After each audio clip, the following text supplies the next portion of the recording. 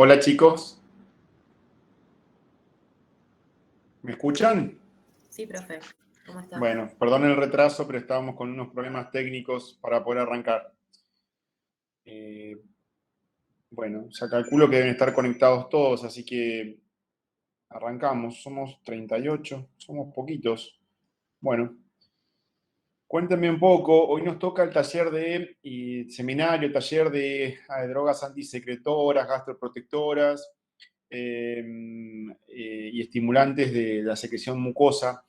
Cuéntenme un poquito si lograron tener algún seminario, si leyeron algo, qué pregunta tienen, qué duda tienen con respecto a ese tema.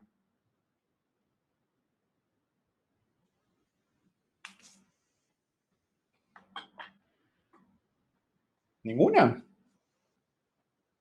Yo tengo una con el tratamiento. Hola Ignacio, ¿qué tal? ¿Cómo estás? Sí, decime. ¿Todo bien? Bien, todo Sí. bien. Palten había dicho en el seminario que se podía seguir dando el omeprazol, por ejemplo, como profilaxis hasta 30 días después de terminar el tratamiento de la úlcera. Sí. Que era 4 o 6 semanas. ¿Eso es así? ¿Es más? ¿Es menos? Generalmente son de 4 a 6 semanas. Sí, está perfecto. Después del diagnóstico de la úlcera. Son 4 o 6 semanas y dependiendo del grado de la úlcera, se repite o no se repite, obviamente, el estudio como para mirar a ver qué pasó. Si esa úlcera tuvo una úlcera sangrante, obviamente probablemente haya que repetirlo. Y si hay un diagnóstico de úlcera no sangrante, bueno, quizás se haga el tratamiento y después se espacie un poco más el control de imagen, ¿no? El control de videoendoscopía.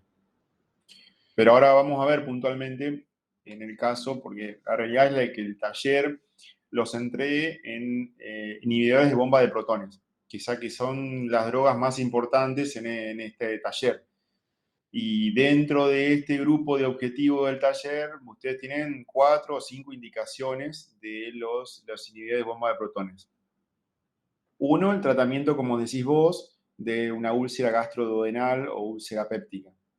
Dos, un tratamiento en enfermedad o síndrome de Soliger-Ellison, que es cuando hay una excesión excesiva de exceso extremadamente alto de gastrina.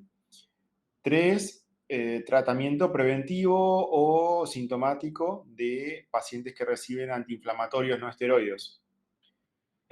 Y cuatro, perdón, me quedan dos. El tratamiento del Helicobacter pylori, que tiene como principal indicación el uso de los inhibidores de bomba de protones.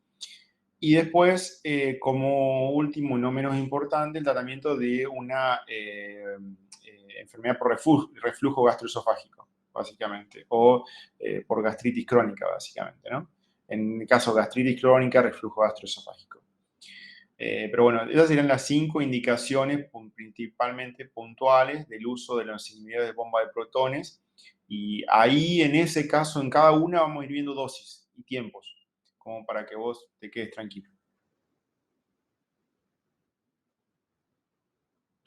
¿Alguna otra duda, pregunta?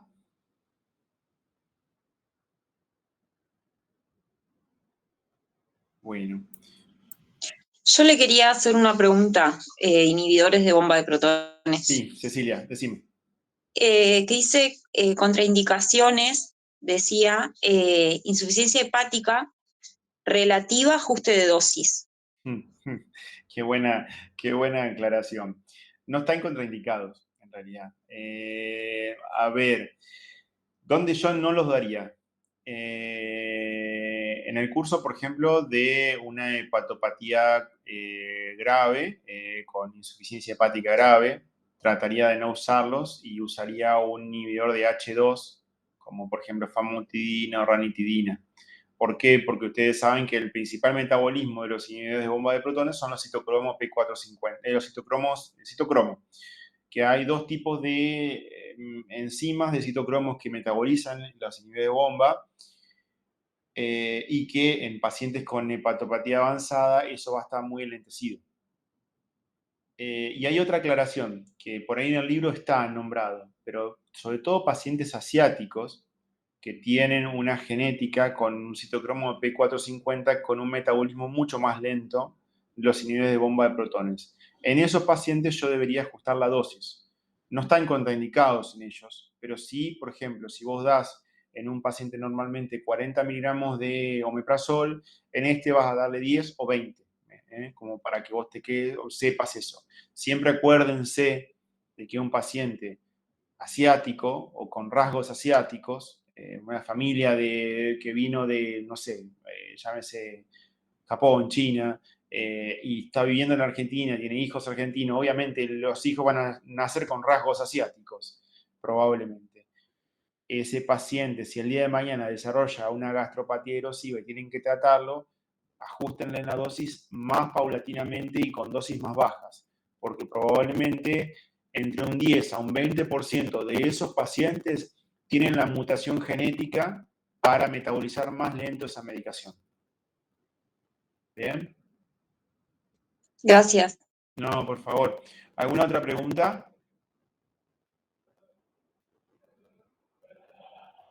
Bueno, arrancamos por ahí la presentación, así no perdemos más tiempo y llegamos. A ver. Si se corta, chicos, por favor, alguien interrumpa porque no los puedo ver. No puedo ver lo que yo estoy presentando, lo que les llega a ustedes directamente. Bueno, un poco para que ustedes recuerden. Esto está sacado prácticamente de todo el libro de Goodman, o sea que ahí está muy bien descrito toda la parte del mecanismo fisiológico de producción de ácido, de producción de mucus y de diferentes tipos de drogas que actúan a diferentes niveles. Acuérdense ustedes siempre que van a hablar de 5 tipos de células a nivel del tubo digestivo. Las células parietales, las células del epitelio, la célula G, que es secreta-gastrina, y después tienen las enterocromafines y la del sistema neuroentérico, básicamente. Esas serían las 5 células que interaccionan entre sí y que obviamente cada uno de los fármacos que ustedes van a tener van a actuar en diferentes lugares de ese sitio, ¿no? Y bueno, como mecanismo intrínseco de defensa hay factores denominados de manera colectiva defensa de mucosa, que son muchos de los cuales son estimulados por la generación local de prostaglandinas o el óxido nítrico del mismo cuerpo, ¿no? Si estas defensas se rompen, puede formarse una úlcera gástrica o una úlcera duodenal, y en el objetivo de disminuir la acidez gástrica y mejorar la mucosa serían los objetivos principales del tratamiento de la úlcera gástrica o duodenal. Y a su vez, las barreras para el reflujo de contenido gástrico hacia el esófago son lo que se llama defensa esofágica primaria. Y estas barreras, que pueden ser la tonicidad del cardias, puntualmente la cantidad de contenido gástrico en el estómago, la velocidad de vaciado gástrico, la velocidad de peristalsis del esófago. Bueno, todas esas son barreras, obviamente, que intervienen en la defensa esofágica primaria. Ustedes recuerden de que ustedes tienen diferentes epitelios más mucoso a nivel gástrico y más epitelio más estratificado a nivel esofágico, y que en ese cambio está muchas veces el sitio de formación o el sitio de generación de lesiones, puntualmente, sobre todo carcinomas epiteliales o escamosos de esófago, que puntualmente se dan sobre todo por la enfermedad de reflujo gastroesofágico. Bueno, en cambio, si las barreras estas protectoras fallan, se produce el reflujo y es posible que presente el paciente dispepsia o esofagitis erosiva. La esofagitis erosiva es el asiento a cambios mucosos epiteliales continuos que van a generar el día de mañana el desarrollo de un cáncer. Por lo cual, el objetivo está dirigido a disminuir la acidez gástrica, mejorar el tono del esfínter y estimular la motilidad esofágica o el vaciado gástrico también, como para evitar la cantidad de residuos. Entonces, una cosa va a ser lo que tenga que ver con la enfermedad gástrica puntualmente y otra lo que tenga que ver con la enfermedad esofágica. Pero siempre tienen que ver con lo mismo, actuar sobre barrera y sobre mecanismo de secreción. Y las drogas principales de esta charla son los inhibidores de bomba de protones. omeprazol, rameprazol, deslansoprazol, lansoprazol, esomeprazol, todas las drogas que son derivados de ácidos que se conjugan con protones y forman ácido sulfénico y en realidad terminan siendo una sulfonamida cíclica que con el uso de enzimas bloquean, forman lo que se llama complejo inhibidor enzimático que inhiben de forma irreversible a las células secretoras de protones, en realidad inhibiendo a la bomba potasio, protón, ATPasa a nivel de las células parietales. Entonces, de la forma como se ve acá, ¿llegan a ver la flecha? Sí. Bueno, ustedes tienen imagínense que este es el epitelio del tubo digestivo, va a tener una célula parietal y células epiteliales superficiales. Estas básicamente generan moco y bicarbonato, manteniendo un pH lo más parecido a 7, más cercano a la mucosa, con el objetivo de que los epitelios, las vellosidades de absorción de la mucosa no se vean alteradas. Y en las células parietales hay una bomba que lo que hace es, obviamente, a través de un mecanismo, dependiendo de ATP, es entrar potasio y eliminar protones hacia la luz del tubo digestivo con el fin de lograr una luz gástrica con un pH de 2, a diferencia del pH en mucosa que es de 7. Este mecanismo de barrera y de diferencia entre un pH y otro está dado por esta membrana compuesta por sucralfato, por una membrana que va a generar una interfase y que tanto el sucralfato como la carbenoloxona actúan tratando de generar una barrera entre estas diferencias de luz, básicamente. Obviamente, los inhibidores de bomba de protones actúan acá. ¿Y cuál es el mecanismo principal de los inhibidores de bomba de protones? Generan una inhibición irreversible de la bomba. Ese es el mecanismo de acción principal de los inhibidores de bomba de protones. ¿Y cómo generan ese mecanismo en forma irreversible? Bueno, lo generan en forma paulatina, no es que de golpe bloquean todo el efecto de acción de la bomba de protones a nivel del tubo digestivo o a nivel gástrico, sino que lo van haciendo en forma paulatina y un cierto periodo y tiene obviamente una latencia de efecto.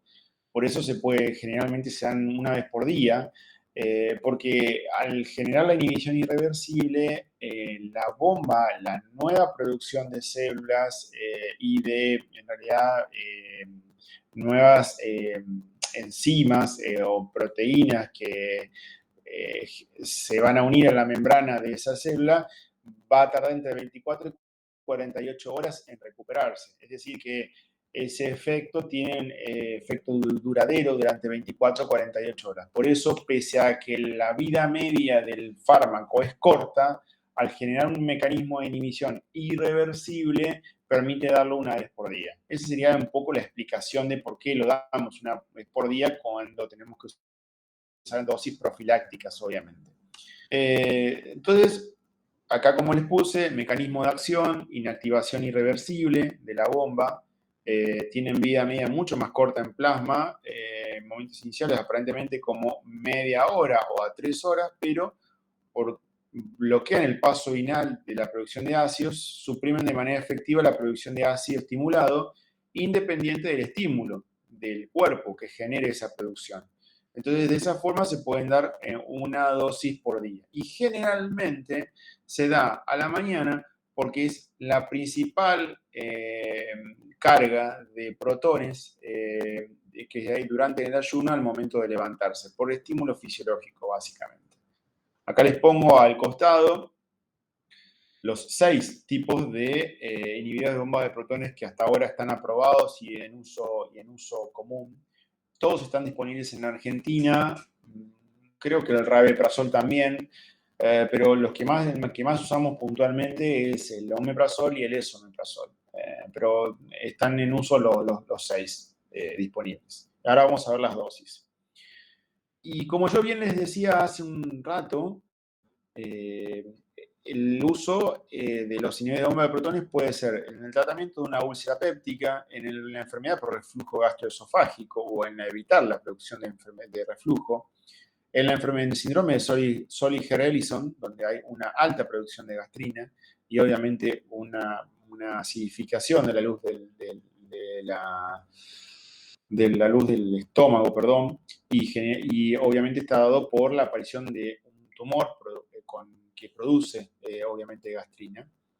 Las úlceras asociadas a los antiinflamatorios no esteroides y la erradicación del Helicobacter pylori como tratamiento puntual. Esas son las 5 indicaciones de los inhibidores de bomba de protones y es pregunta de examen.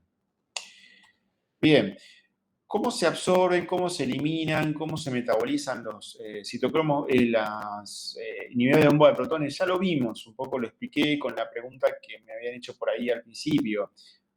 Se metaboliza por citocromo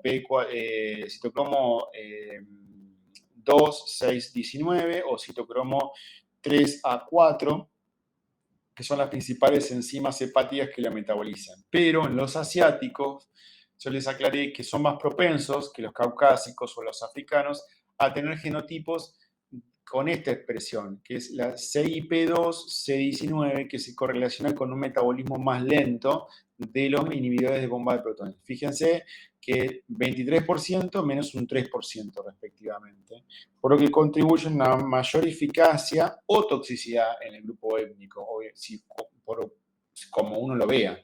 O sea, mayor eficacia porque ustedes van a utilizar menos dosis para lograr el mismo efecto. No sé si eso tiene que ver o no con el mayor desarrollo de estos pacientes de tumores gástricos, porque siempre piensen que tienen una mayor incidencia de tumores gástricos, sobre todo adenocarcinomas gástricos, estos pacientes, que en relación a la media del resto del mundo. Quizás tenga que ver más que nada con este tema, pero no, por lo menos no encontré o no lo sé yo si hay una explicación lógica con respecto a esto. O si tiene relación justamente con el tipo de citocromo que tienen este tipo de pacientes. Debido a que no todas las bombas y todas las células parietales están activas de manera simultánea, la supresión máxima de la secreción se logra con el efecto de varias dosis de inhibidor de bomba de protones. Por eso, usar el inhibidor de bomba de protones por el síntoma de una gástrico puntualmente durante un día no tendría demasiada veracidad o por lo menos explicación desde el punto de vista de la fisiología, su utilización. ¿Cuándo usamos un inhibidor de bomba de protones? Cuando probablemente tengamos que usar durante 5 días como mínimo este tipo de fármacos. Y si lo vamos a usar por otra causa, usarlo más de 24 horas, por esta misma indicación. ¿Bien? Y después, en pacientes que tengan tratamientos crónicos de más de 3 meses de inhibidores de bomba de protones, estos pacientes no deberían suspender bruscamente este tipo de medicación porque pueden hacer secreción excesiva de protones por rebote y ese efecto por ahí de episodios de aparición de úlceras o sangrados digestivos por la suspensión brusca de la medicación. Bueno, la vía se elimina por metabolismo hepático. En pacientes con enfermedad renal, insuficiencia renal, no hay acumulación de dosis con dosificación una vez por día, así que se pueden dar perfectamente, no hay que ajustar. Sí hay que ajustar en pacientes con, obviamente, con daño hepático severo. En pacientes que tienen daño hepático leve a moderado, podemos usarlo incluso. No tienen una contraindicación, que es un poco lo que habíamos charlado antes. ¿Hasta ahora venimos bien? Sí. Bien, y cuando hablamos de las propiedades farmacocinéticas de cada uno, acá me tomé el trabajo de copiarles un cuadro del UpToDate, donde, fíjense, les habla de cada una de los inhibidores de bomba, la dosis, ¿Cómo se absorbe por la biodisponibilidad oral? Fíjense que se absorbe en forma similar con las comidas o durante la alimentación. El pico de inicio, o mejor dicho, el pico de efecto es la hora o a las 2 horas. Una concentración máxima de tantos microgramos por mililitro, un área bajo la curva, que esto va a cambiar dependiendo del metabolismo que tenga el paciente. Y obviamente en todos ellos, fíjense que ellos aclaran que si aparece la citocromo P12C19 o 3A4 alterada, puede afectarse el metabolismo de la droga. Y la vida media de eliminación en horas, obviamente, entre una y otra. Bien. Para el esomeprazol, la dosis promedio es 20 miligramos. Para el omeprazol, lo mismo, 20 miligramos. Para el lansoprazol es 30 miligramos. Y el dexlansoprazol, que es el dextrógiro, 30 miligramos una vez por día. El pantoprazol ya hablamos de 40 miligramos por día, una vez por día, y el rabeprazol 20 miligramos una vez por día. Todos se dan generalmente una vez por día, excepto indicación de tratamiento de úlcera gástrica sangrante, que se aumenta la dosis cada 12 horas. Cuando ustedes tienen una úlcera gastroduodenal, ¿qué se recomienda en el uso? Bueno, para no complicadas, fíjense, la dosis va de 30 a 60 o de 20 a 40, dependiendo de la droga, obviamente. El omeprazol de 20 a 40, lo mismo que el esomeprazol.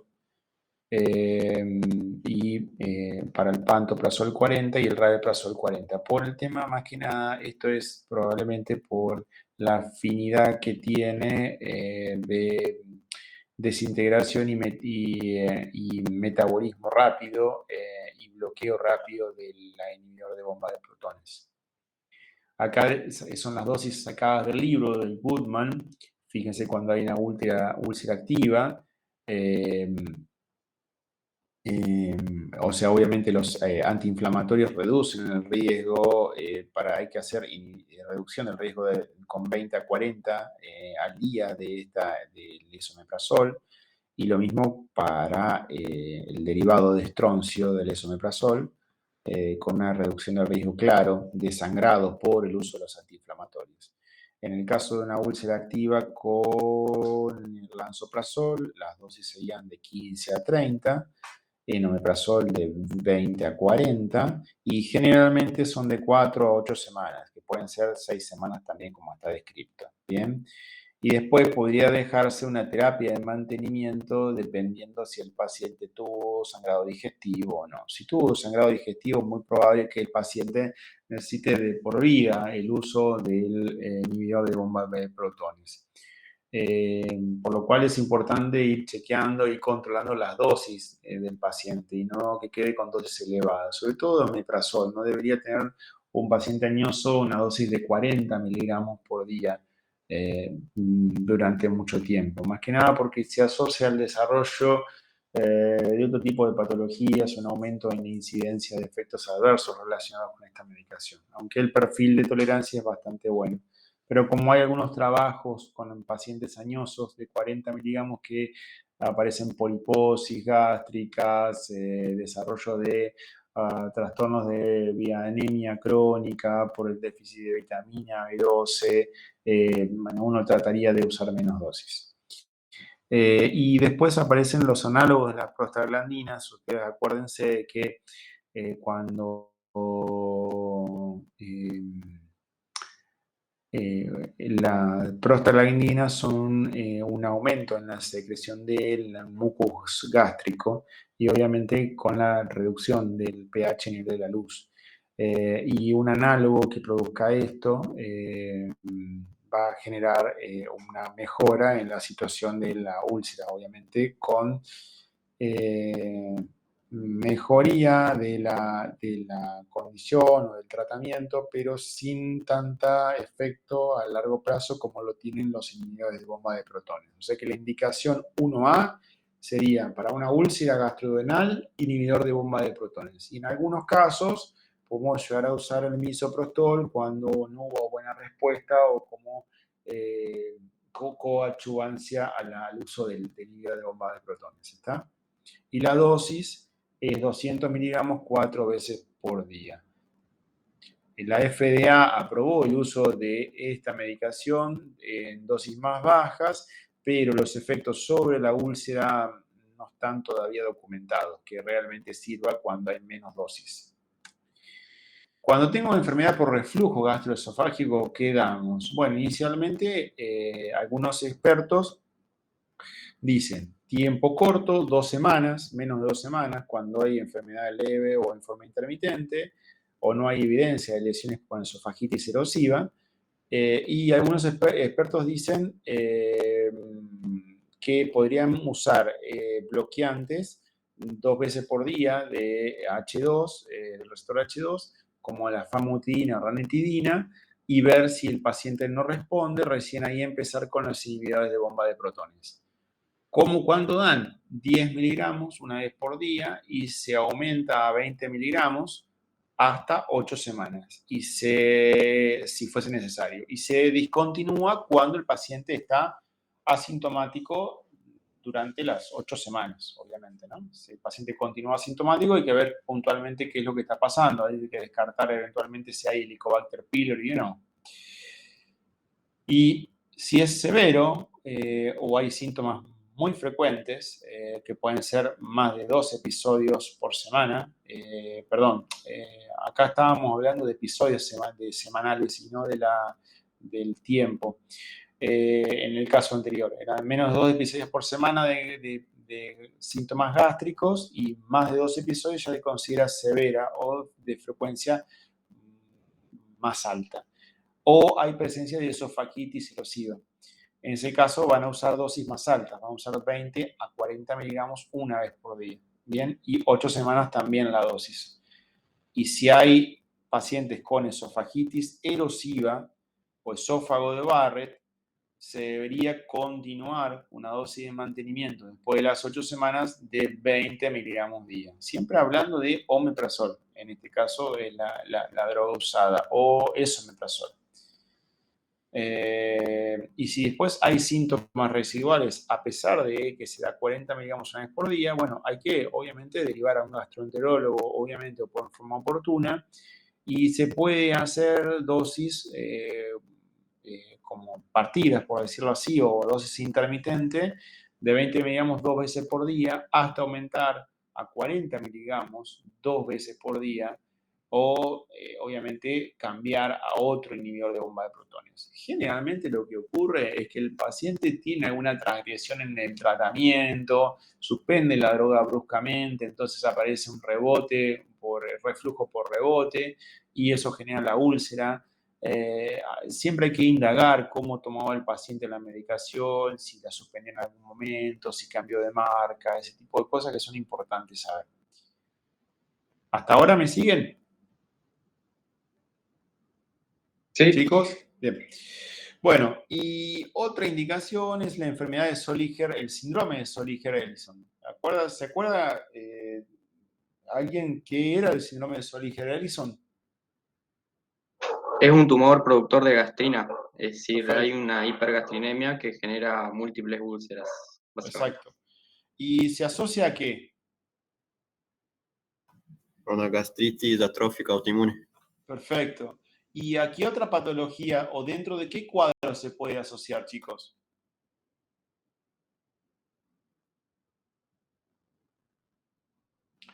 A los neoplasias endocrinológicas múltiples. Acuérdense cuando estudian los NEM 1, 2, los tumores neuroendocrinos múltiples con diferentes sitios de aparición. Siempre pensar en esto. Cuando un paciente que tiene un síndrome de Zolliger-Ellison, siempre pensar que puede estar asociado a una neoplasia endocrina múltiple. O sea, no solo el tumor de productor de gastrina, sino otro tipo de tumor que puede ser a nivel tiroideo, a nivel pancreático, bueno, diferentes sitios dependiendo del NEM que ustedes estén hablando. ¿Tá? Acuérdense de eso.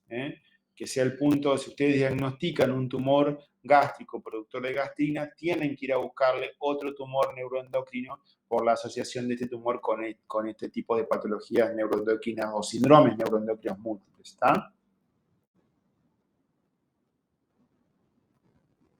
Bien, las MEN 1 o MEN 2, bien.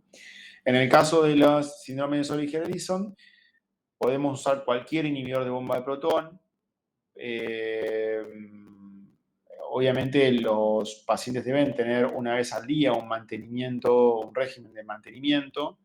Se debe empezar con una dosis alta, omeprazol 40 miligramos 2 veces por día o pantoprazol 80 miligramos 2 veces por día, y después se va ajustando la dosis en la medida de la respuesta del paciente. Acuérdense que, bueno, por lo menos acá en este trabajo decía que en un estudio de 37 pacientes que habían recibido altas dosis de omeprazol por lo menos 2 años, el 50% de los pacientes eran capaces de tolerar una dosis de mantenimiento más baja de 20 miligramos día. Por eso siempre no hay que dejarlo a los pacientes con una dosis fija puesta, sino hay que pensar que por más que tengan este tumor secretor de gastrina, que con 20 miligramos ustedes pueden estar perfectamente bien.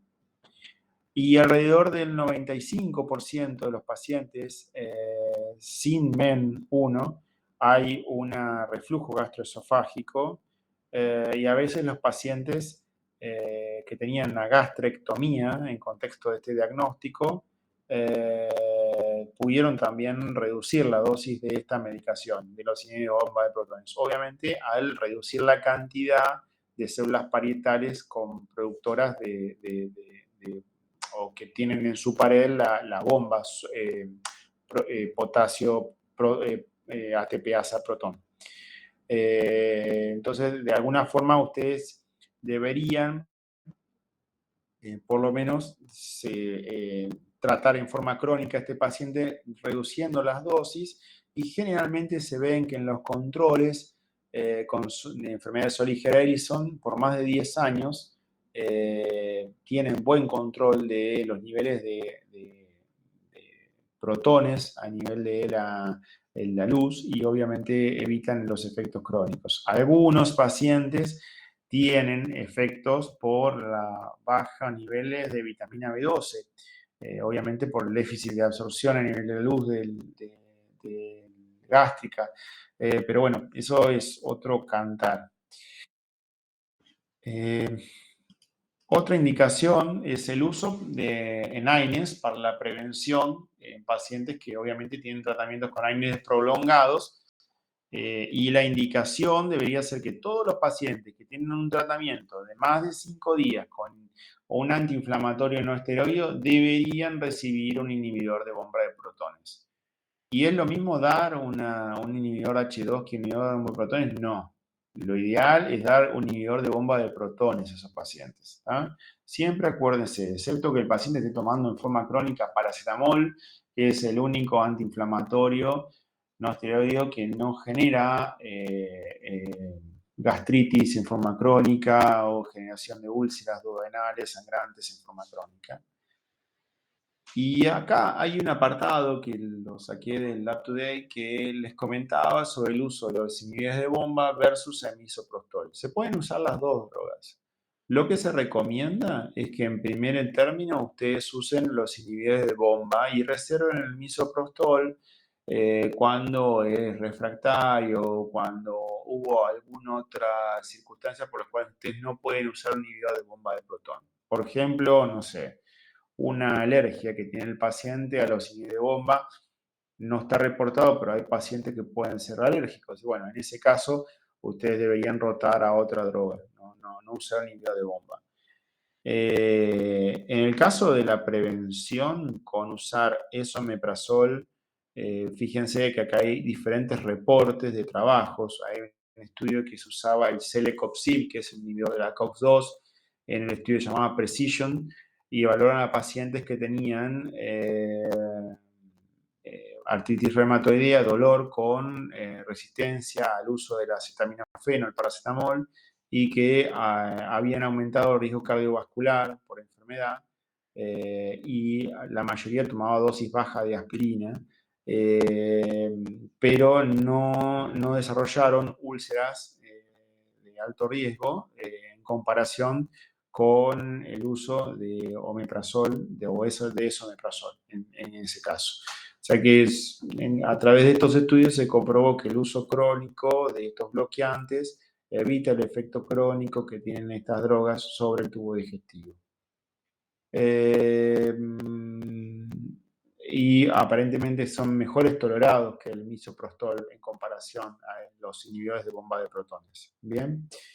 Y clínicamente redujeron los eventos gastrointestinales por lo menos durante un seguimiento de 38 meses, 34 meses, estamos hablando de casi 3 años, ¿no? Casi 3 años, de un 0,7% solamente a un 0,7% en pacientes que venían tomando diferentes dosis de antiinflamatorios, que están descritos los 3 grupos en los cuales recibían.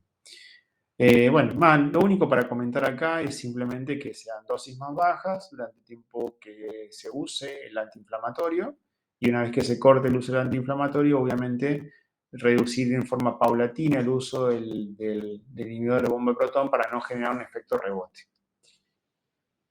Y fíjense acá, esto me interesa, porque por ahí nunca nos ponemos a pensar, ¿y qué paciente deberíamos darle sí o sí un inhibidor de bomba de protón?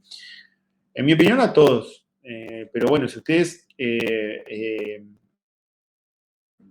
quieren ser o guiarse por lo que dicen la mayoría de las recomendaciones, bueno, todo paciente que tenga un riesgo moderado a alto de efecto o toxicidad gastrointestinal con desarrollo de úlceras sangrantes o no sangrantes, tiene indicación de una indicación de 1B de utilizar un inhibidor de bomba de protones.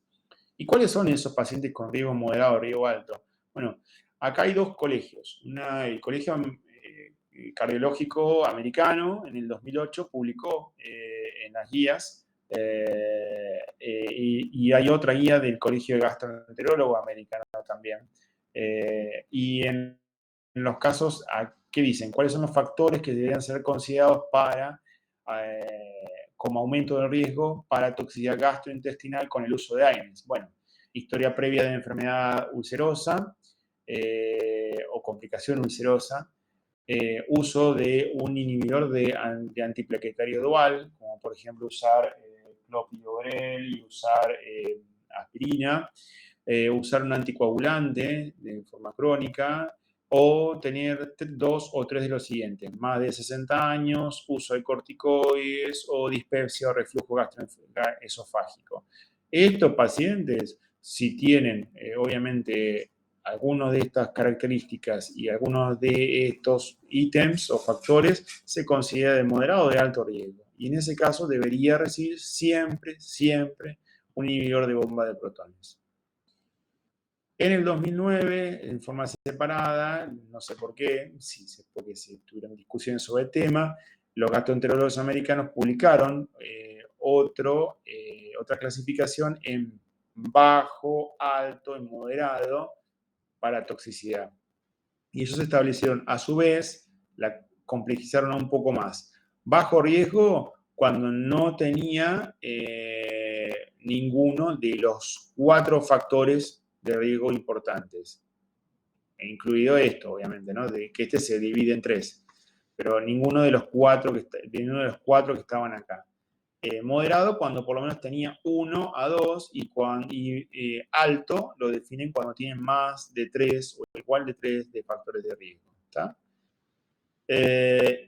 Y obviamente acá ellos consideraron, perdón, que no lo aclaré, los factores de riesgo eran estos: historia de úlceras complicadas, mayores de 65 años, lo dividieron mayor en una edad más grande, usos de altas dosis de antiinflamatorios. Cuando se refiere a alta dosis de antiinflamatorios, no sé a cuánto se refiere.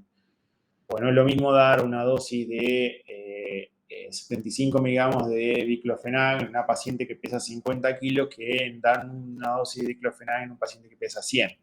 Entonces ahí me parece que está bastante discutido ese factor de riesgo.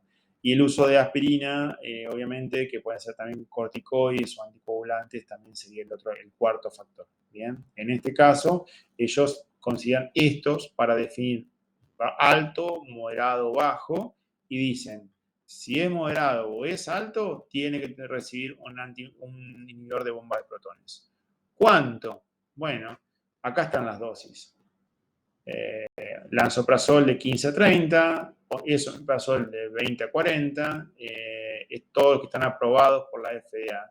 O bien también omeprazol, que también está aprobado por la FDA, que se da de 20 a 40 miligramos por día.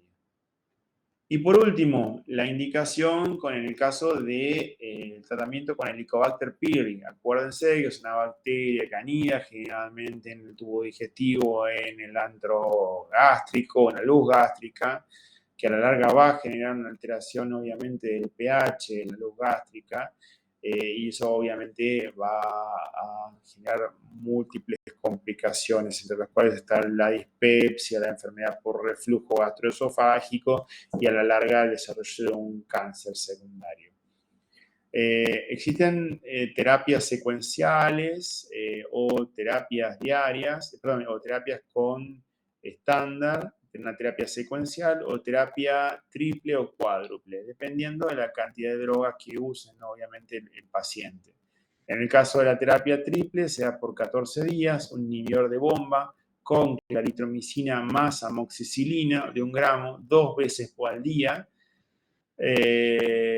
Y si es alérgico a las beta-lactámicos, puede llegar a recibir metronidazol 500 miligramos 2 veces al día como sustitutivo. Hay una terapia cuádruple, también se usa 14 días con inhibidor de bomba, metronidazol, bismuto, tetraciclina, 4 veces por día. El uso de las tetraciclinas creo que le da la indicación de cuádruple. O una terapia secuencial que se da inhibidor de bomba de protones siempre, amoxicilina 2 veces al día por 5 días, seguido de inhibidor de bomba de protones y claritromicina, metronidazol 2 veces al día por 5 días. Bien. Y por último, hay otra opción de usar inhibidor de bomba de protón, amoxicilina 2 veces por día, más levofloxacina 500 2 veces por 10 días. Las dosis de los inhibidores de bomba de protones diaria en omeprazol se da 20 2 veces al día y 40 en la terapia doble. En lansoprazol se da 30 miligramos 2 veces por día, se va variando dependiendo si es triple o terapia doble. Y bueno, básicamente en ese caso, en el rabeprazol 20, pantoprazol 40 y esomeprazol 40, o esomeprazol de estroncio 49,3 miligramos diarios. Bien, este es el esquema que está sacado del Goodman. En la mayoría de los libros está este esquema. El que más creo que hemos usado, o por lo menos he visto usar, es el esquema secuencial, amoxi y después claritro, o el esquema triple, claritro, amoxi y si se rota omeprazol. La verdad que pocas veces he visto usar tetraciclinas, más que nada por la toxicidad de las tetraciclinas. ¿Qué efectos adversos tienen los inhibidores de bomba de protones? Bueno, se toleran muy bien, tienen un alto índice de seguridad, según estos autores. Pero los efectos secundarios más comunes son náuseas, dolor abdominal, estreñimiento, flatulencia y diarrea. Pero también se ha reportado miopatía aguda, artralgias, cefaleas, nefritis intersticial, erupciones en la piel. Como los inhibidores de bomba de protones son metabolizados en el hígado y por lo tanto se puede interferir la eliminación de otros medicamentos que se eliminan por esa vía. Entonces hay muchas interacciones con warfarinas, diazepam, ciclosporinas, que eso hay que tener en cuenta cuando se le da a un paciente esa medicación. Y el omeprazol solo inhibe la citocromo P2C19, disminuyendo así el aclaramiento del disulfirán, la fenitoína y otros fármacos, e induce la expresión de otros citocromos que aumenta el metabolismo de otras drogas. O sea que dependiendo qué droga es, si lo va a aumentar o lo va a reducir. Y a su vez existe evidencia que pueden llegar a inhibir la conversión del clopidogrel, por eso está controvertido ¿cómo es que se llama? Esta evidencia, por lo cual algunos autores lo que hacen, o algunos médicos lo que hacen es usar ranitidina, famotidina si está usando clopidogrel y otros no, porque la verdad que el peso de la evidencia todavía no es lo suficientemente alta como para poder contraindicar su uso en forma concomitante. Bien, el tratamiento crónico con los inhibidores de bomba de protones puede disminuir el déficit en la vitamina B12. Pero este efecto no está claro y no se sabe bien a largo plazo qué produce. La pérdida de acidez gástrica puede afectar la biodisponibilidad de drogas como la ampicilina, sales de hierro, el ketoconazol, y hay mayor riesgo de fracturas óseas y una mayor susceptibilidad a ciertas infecciones como por ejemplo neumonía, infección por Clostridium difficile, peritonitis bacteriana en pacientes con ascitis previamente. Entonces hay que controlarlos muy de cerca, no es que estén contraindicados, pero a largo plazo puede llegar a eso. Y la hipergastrinemia es más frecuente y más severa con los inhibidores de bomba de protones que con los antagonistas de la H2. Entonces se asocia a hiperplasia de las células con poliposis de las glándulas y una gastritis atrófica. O sea, ojo con el uso crónico de estos inhibidores de bomba porque pueden llegar a producir esto claramente. Esta hipergastrinemia puede disponer de la hipersecreción por rebote de ácido gástrico y al interrumpir el tratamiento y promover el crecimiento de tumores gastrointestinales, como bien les dije. Bueno, un poco como para que tengan en cuenta el uso y la suspensión brusca, obviamente, de la medicación. Y para terminar, tenemos dos palabras de las drogas que nos quedaban. Estaban los bloqueantes de receptores antagonistas de la histamina 2, que en ese caso tenemos el grupo de la familia de cimetidina, famotidina y ranitidina. Se usan en úlceras gástricas para promover la cura o en úlceras duodenales para promover la cura también o en enfermedades por reflujo cuando hay contraindicación de los inhibidores de bomba. Y no se recomiendan más para tratar las úlceras activas. Las úlceras sangrantes directamente se usa el inhibidor de bomba por la eficacia del bloqueo de los protones. Se tolera muy bien y la verdad que tiene muy pocos efectos adversos documentados. Y el mecanismo de acción, como vimos al principio, ven acá el gráfico, acá van a actuar los antagonistas del receptor H2 y de esa forma bloqueando el efecto de la histamina sobre el receptor H2 y de esa forma inhibiendo la acción de la ATPasa protón. Bien. ¿Qué otro? Y por último, los agentes secretores de la mucosa, ustedes tienen 3 acá. Los antiácidos propiamente dichos, que pueden ser el sulfato, el magnesio o sales de magnesio, que se dan en el reflujo ácido o en la esofagitis. Generalmente, obviamente, se dan sin receta, por lo general se dan de venta libre. Pero el sodio o el aluminio pueden producir potenciales efectos cardiovasculares y enfermedades renales, por lo cual ojo con el uso indiscriminado de este tipo de medicamentos. Y el sucralfato se usa mucho para la profilaxis de las úlceras en pacientes con diagnóstico previo de úlceras o enfermedad por reflujo gastroesofágico. Y también tiene su uso para la prevención de mucositis en el tratamiento radiante. Nosotros en ABSEC tenemos un protocolo, Mercedes y yo, de usar nistatina, sucralfato y un antihistamínico como el Benadryl, que en combinaciones bajas se da vía oral y actúa como una barrera mucosa, ayudando o evitando la producción de mucositis. ¿Bien? Con un nivel de evidencia no muy alto, pero por lo menos es una de las terapias que tenemos a mano como para poder usar con los pacientes.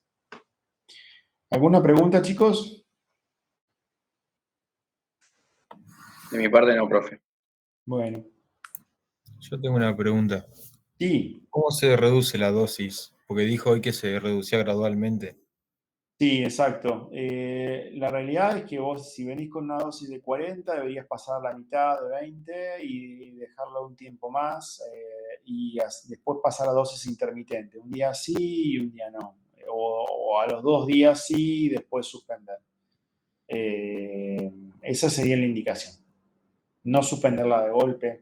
Primero, a ver, la suspensión, cuando hablamos de suspensión de golpe, son pacientes que, por ejemplo, tenían enfermedad por reflujo gastroesofágico, no compraron más la medicación porque no la tenían, o porque no la consiguieron, o porque la obra social no se los daba, o porque sea la causa que fuese, dejaron de tomar la medicación de golpe, y esos pacientes muy probablemente tengan hipergastrinemia por rebote. Entonces, es asiento de úlcera, de una úlcera gástrica o duodenal, por esa suspensión brusca. No deberían hacer eso. Sí, lo que se está descrito es el descenso paulatino.